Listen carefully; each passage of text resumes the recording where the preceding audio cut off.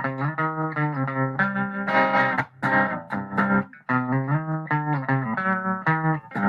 everybody, welcome to Bad Relationship Advice with Damian and Monica. We got a great topic for you today, possibly a series because it's such a huge thing right now.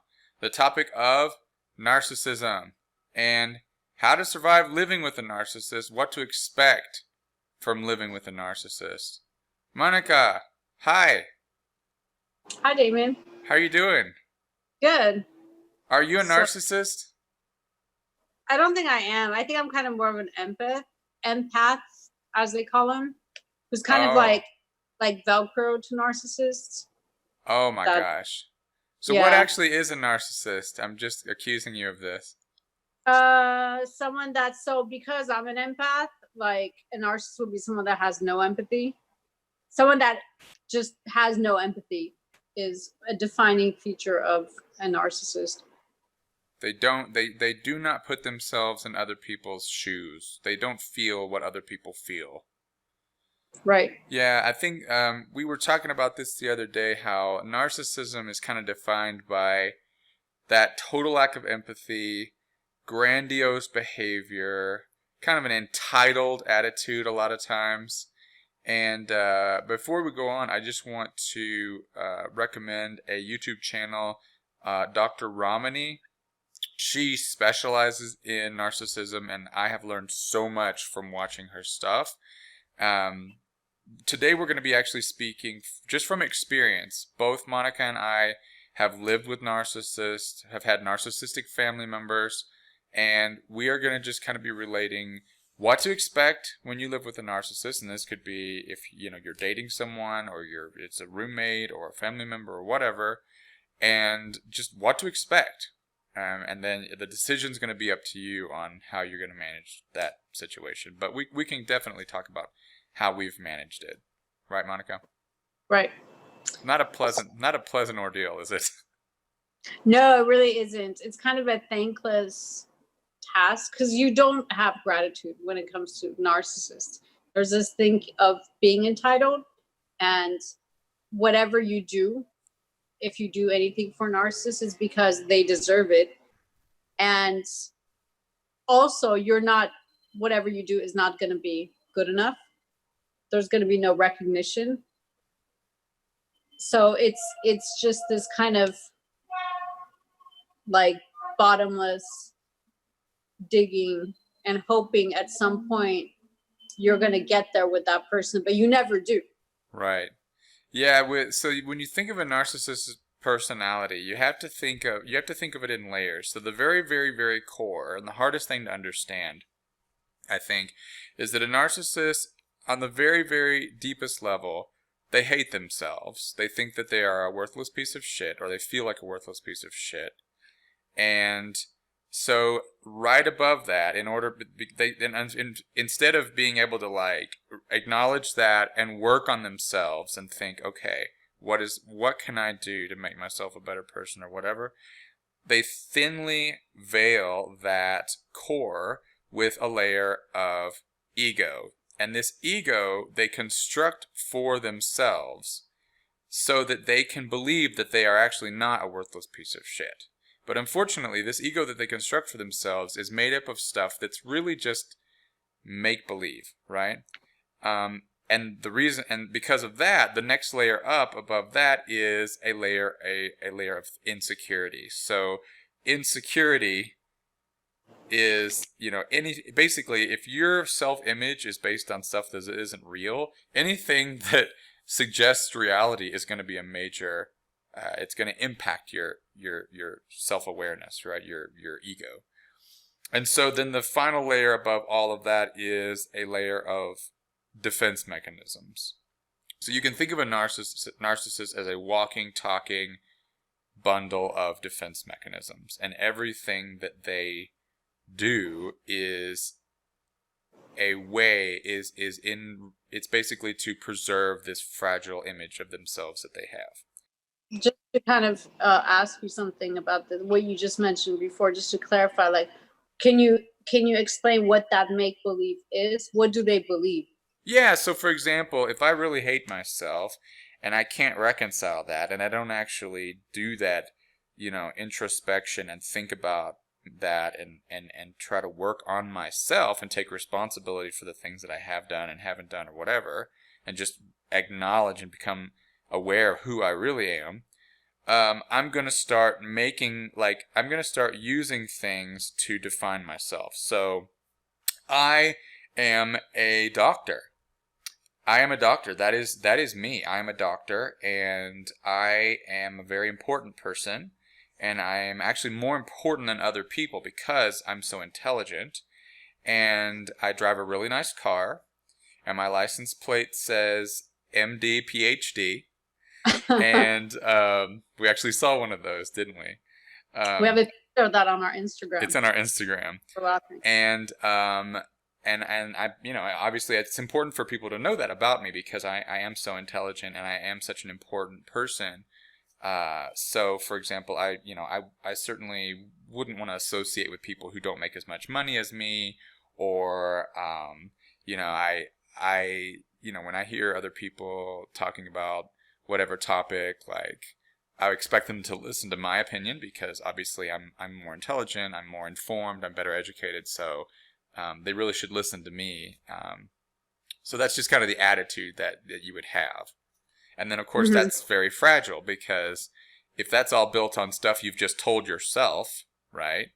Or maybe even maybe you are a doctor, you got your MD or you got your PhD or whatever, it still doesn't mean a whole lot, right? You might have passed the coursework or whatever like that, but in terms of if you have that layer of insecurity, if someone questions you, you're not going to be able to handle it, right? If someone challenges you, I will say narcissists definitely love a challenge because they love to win, and they are very good at fighting and arguing. But unfortunately, they don't use a lot of logic in their arguments. It's more like just making things up as they can and using things against you and denying reality, and it's pretty confusing. So when there's someone who might challenge this kind of feeling of superiority, so if you're you were giving the example of being a doctor and so on, and then there's someone else that's your peer that somehow gets promoted to being something else that's kind of above you in rank, then the reaction wouldn't be one of, oh, you really deserve it. Oh, no. No. They're never truly happy for anyone. They're not even truly happy themselves. Oh, no. These are people that are ruled by jealousy, by envy, by contempt, by feeling that the world is against them, right? They have a very... If they're not winning all the awards, it's because the contest wasn't fair, or it was rigged, or it didn't matter anyway. It doesn't even mean anything to it's always a very bitter, sour reaction with that kind of stuff. Right. So they might congratulate you, but it'll be kind of a backhanded compliment, Right.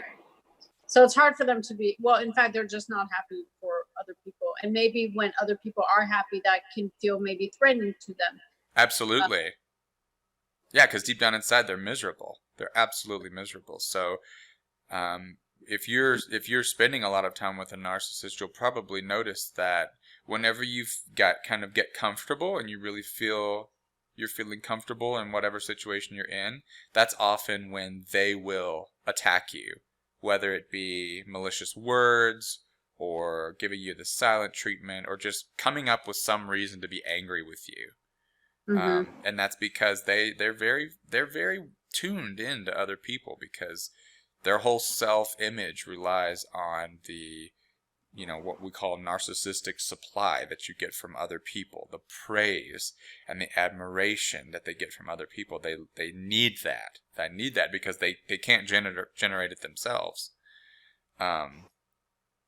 So yeah. So they do need people around. Oh yeah, they need people. They need people because that's their source of life, right? If if you don't believe that you're worth anything, then you need constant validation that you are. Right? And so, yeah, they're very much attention seeking, very much validation seeking.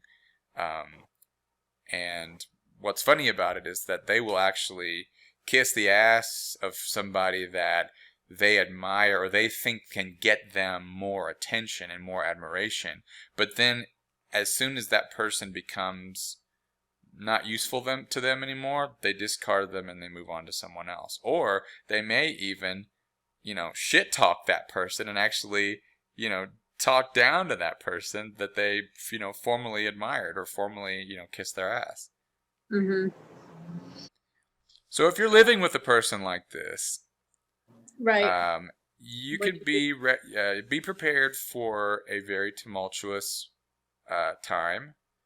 For example, if you both have stuff, right, in this place that you're living, you can fully expect the narcissist to take very close account of his things and your things, or her things and your things.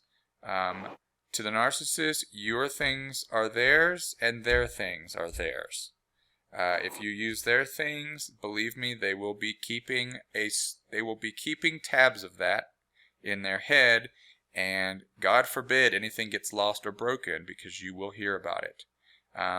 They will be very unwilling to come to any kind of agreement with you. Like, okay, hey man, if you use my stuff, then you use my stuff. But if anything gets broken, I expect that we can talk about it, but get it replaced or whatever like that.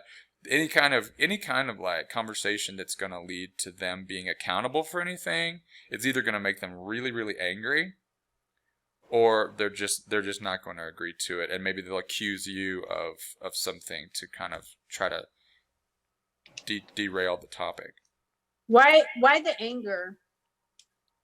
So anger is the narcissist's response to being threatened or injured in a way, having their ego injured. And of course, it's so easy to injure an ego that's based on fantasy, right? Basically, reality constantly clashes with the narcissist's ego, and so they get angry all the time. And sometimes they use that anger. Often they actually use that anger as a manipulation tool. So it's called narcissistic rage. So if you try to hold a narcissist accountable for something, they are going to respond. They possibly could respond by either raging at you, shouting at you, calling you names, getting sarcastic, mocking you, or they might just give you the silent treatment and just not talk to you for a week. So they're going to punish you for what they have perceived to be a slight or an insult to them, which for a healthy, balanced person is just, ludicrous. I mean, if two mature, emotionally sound adults should be able to discuss something, even if it's a difficult topic or if it's, if there's a disagreement, and not fly into a crazy mad rage at each other. I mean, that's a total lack of self-control and a lack of emotional regulation. Mm-hmm. Right. So it's kind of like, so it sort of makes it so that that person can't argue with them. They can't kind of present maybe their side of the argument, or they can't. No, the narcissist doesn't care. Right. Back to lack of. And really, they're not even listening. Like, if I'm the narcissist and you are trying to like explain to me how something made you feel or something that you'd like to do, I just take that as an injury. I just take that as a slight. Oh, you don't think what we did was good enough? Oh, you think? I mean, it's in a way, it's just like high school behavior, right? Mm-hmm. It's just complete and utter lack of taking responsibility for any emotions that you have, and just regurgitating it all onto the other person as anger and fury and resentment. Right. So another topic, like if you're living with a narcissist and Let's say that you want to have a pet or something like that, or they want to have a pet. Um, don't Why agree. would they want to have a pet? Oh, good question. I mean, it's certainly not because they want to care for an animal, because that would involve quite a bit of empathy to want to care for something. No, it's more they want to be able to tell everybody that they have this animal, or that they are such, I really have a thing for animals, and I actually went down to the local humane society, and I picked up 2 animals, and they're just great. Here's some pictures of them. It's a way for them to get praise. It's a way So for them to get. Sorry? It's all for show. It's all for like just. It's all for show. It's all for show. Yeah. The animals are keeping an animal requires changing its, taking it out to use the bathroom, or taking it on walks, or changing its litter box, or cleaning up the seeds, or whatever mess your animal makes. Like, there's quite a bit of responsibility that goes into that. And if you're living with a narcissist, you can pretty much expect that responsibility to fall on you, because that's a little bit beneath them to have to keep up with that. That they've got more important things to do.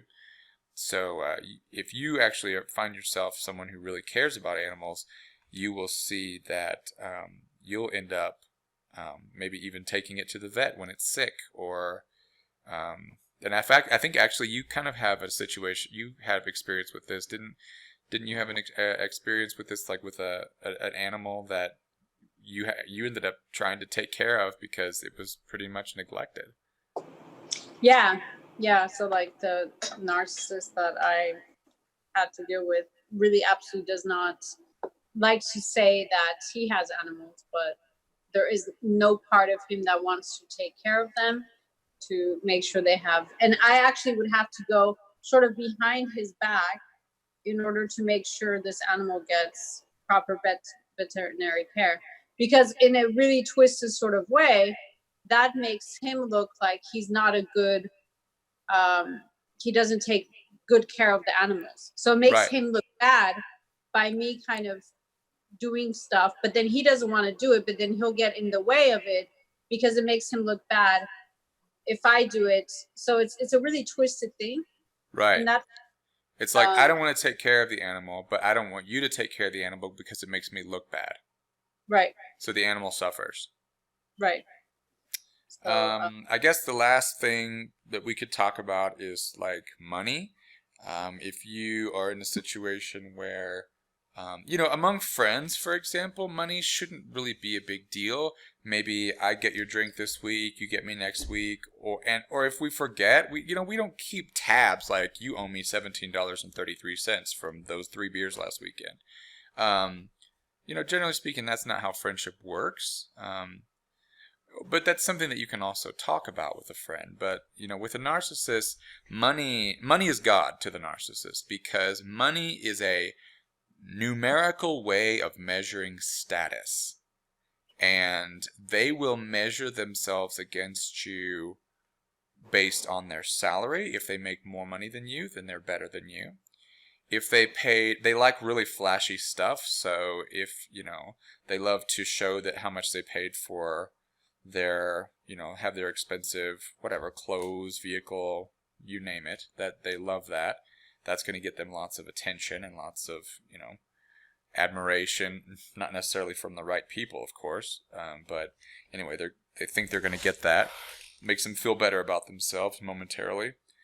But as soon as a more expensive vehicle drives up beside them, they're going to take on that resentful attitude again. Oh, well, that's actually a piece of shit car. It's actually not worth nearly what they paid for it. It's, so they're, God forbid you ever owe them money, because it will be a fiasco. It's like owing the mafia money. Like, they never forget that stuff. They will always hold a grudge. They'll call you all kinds of names. You're trying to take advantage of me. You're a gold digger, whatever. But on the other hand, if they have access to your money, they feel entitled to spending your money. because they'll make up reasons in their head like, well, you did that one thing that one time, so you can't say anything about me spending, this money or whatever. So it's a pretty hopeless situation. Right. So if we're giving advice today, bad relationship advice, as we do, I think the key element to take away from interacting with a narcissist is that you're never going to win, and they're never going to change. You're never going to get, as Monica said earlier, you're never going to get gratitude. You're never going to get thanks. There's not some act or gift that you can give them that will make something click in their brain and realize, oh my gosh, I never realized how much you cared for me and how horrible I've been to you. And how horrible, oh my God, taking responsibility. Right, like, I mean, you have an example of... That's pretty horrible, yeah. You have an example of going to visit someone, flying across the country to visit someone, taking care of them, cooking for them, all this kind of stuff, and then what happened? And I got the, you didn't do anything for me. I'm not really even sure why you're here. Maybe you're here because you're after my money. When are you leaving? When are you leaving? I'm glad you're going. And this is after me even asking, well, what exactly do you need? What do you want me to do? And I wouldn't get an answer, which was interesting. But I would get a lot of like criticism. You're not the person I thought you were. So it's like, no matter what you do, you're always going to fail somehow in their eyes. Right, and that's the trap that you fall in, especially if, like Monica, you're an empathic person. You feel for other people. It's tricky because when you're with a narcissist, you can feel that self-loathing. You can feel it when it walks into the room. They are absolutely full of hatred and just anger and bitterness, and you can feel it. I mean, it absolutely is palpable. Yeah. And so an empathetic person obviously is going to try to help this person. They obviously need help. And their behavior, their high school mentality screams for help, right? It's obvious to anybody who has any degree of self-awareness, wow, this person is really, really in need of help. And so... acting out or like, whatever. Right. Yeah. So instead of just thinking, oh my God, this person is bad news, I need to stay away from them. We often think, and I fell victim to this as well. Maybe if I do this, maybe if I do this, maybe if I help them with something, maybe if I buy something for them, maybe if I introduce them to something that I think they would like, maybe if I do this for them or this for them, not only will it be completely unappreciated, like, they'll take it, but they're not going to be appreciative of it and don't expect anything in return except, like Monica said, criticism, contempt, and complete ingratitude. That's what you can expect. Yeah. And, if you're involved with a narcissist and you want to test this out and just keep giving, well, friend, they're going to keep taking, and it's never going to be enough. Yeah, it's never going to be enough. And so what would be the advice in that case for someone who, again, might have a family member, might be living with someone who's a narcissist, to where they can't just like extricate themselves from that. They can't just leave. Right. So how do you kind of coexist with someone who's a narcissist? Well, I think you said it best the other day. It's what's it called? Damage control. Yeah. Minimize contact with this person. Stop giving this person insights into your heart, because that will be weaponized and used against you. If they try to start a conversation with you, be very dull. Answer their questions in a very dull manner, right? Right, because we're not listening anyway. It's all about, do I look good, do I look bad in every situation, right? Right, and they don't really care what you have to say anyway. So you might notice if you do try to talk about yourself, they're just going to have this look of disinterest on their face. They're going to start looking away. Right. They might feign interest for a while, but they're not really interested. So And so it's pretty easy to kind of play the narcissist. Just turn it back on them, let them talk, listen to what they want to say, and then when they leave, you can get back to what you were doing. But don't give them anything that they can use against you, because they will. And yeah, and I mean, just kind of minimizing, unfortunately, just kind of minimizing interactions to make it almost like as superficial as possible, so you're not Right. giving in yourself, and also kind of like minimizing the thing that you sort of have in common, whether it's, you know, even spending time with the person, because it's going to be very draining, because it's always going to become toxic. Absolutely.